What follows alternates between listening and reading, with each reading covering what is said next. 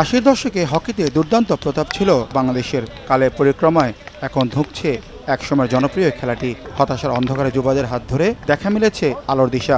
প্রথমবার যুব হকি বিশ্বকাপে খেলতে যাচ্ছে বাংলাদেশ।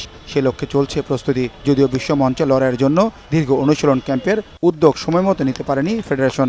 আগামী 28 নভেম্বর থেকে 10 ডিসেম্বর ভারতের চেন্নাই ও মাদুরাই হবে যুব বিশ্বকাপ হকি।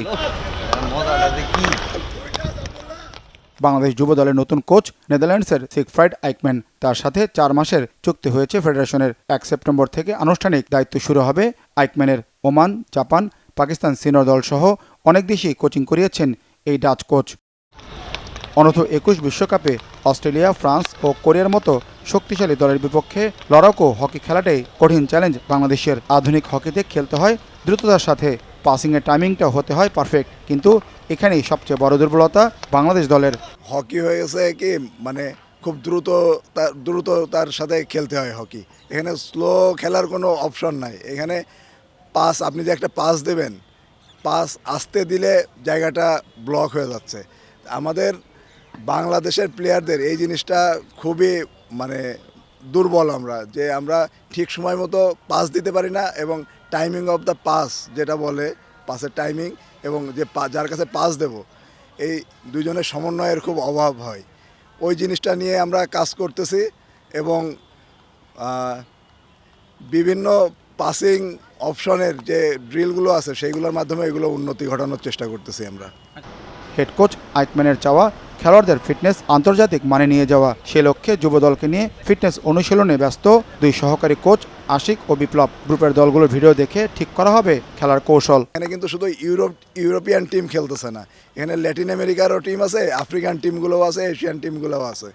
তা আমরা এখন মানে বিভিন্ন টিমের খেলাগুলো কালেক্ট করার চেষ্টা করতেছি। ওখান থেকে ভিডিও বানায় তাদের দেখাবো তাদের অ্যাটাকিং প্যাটার্ন কী, হ্যাঁ, ডিফেন্সিভ প্যাটার্ন কী, হ্যাঁ, তাদের উইক পয়েন্ট স্ট্রং পয়েন্ট কী আছে, পেনাল্টি কর্নার কীভাবে মারে, কীভাবে ডিফেন্স করে, সেইগুলোর উপরে বেস করে আমরা আমাদের প্ল্যানিং তৈরি করব। হোপফুলি বাংলাদেশ হতাশ করবে না। 2024 সালে অনূর্ধ্ব 18 এইচএফ কাপ হকিতে কোচ আশিকুজ্জামানের হাত ধরে চ্যাম্পিয়ন হয় বাংলাদেশ। তৈরি হয় যুব বিশ্বকাপে খেলার পথ। এরপর জুনিয়র এশিয়া কাপের সাফল্যে নিশ্চিত হয় বিশ্বকাপের টিকিট। 2024 সালে সিঙ্গাপুরে যে এইচএফ কাপ অনুষ্ঠিত হয়েছিল, সেটার হেড কোচ আমি ছিলাম এবং সেটাই বাংলাদেশ চ্যাম্পিয়ন হয়েছিল।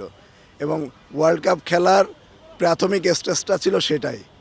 হ্যাঁ, ওইখানে একটা ছিল যে সেমিফাইনাল পর্যন্ত যারা খেলবে তারা ওয়ার্ল্ড কাপ খেলবে, এরকম একটা ছিল। তা বাংলাদেশ যেহেতু চ্যাম্পিয়ন হয়েছিল, সেহেতু বাংলাদেশের স্কোপ হয়ে গেছে। পরবর্তীতে হলো যে এইচএফ জানালো যে এখানে এশিয়া কাপে পার্টিসিপেট করতে হবে এবং এখান থেকে 7টা টিম যাবে। হ্যাঁ, সেখানে ইন্ডিয়া তো হোস্ট, ইন্ডিয়া ওখানে কিন্তু যায়নি। হ্যাঁ, তো সেহেতু আর একটা টিম ইনক্লুড হয়েছে, নতুন আর একটা টিম। তো এইটা হলো প্রসেস ছিল।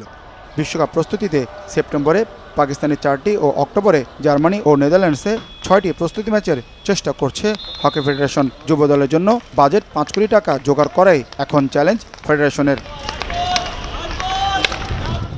মানিক মাহমুদ, বাংলা ভিশন, ঢাকা।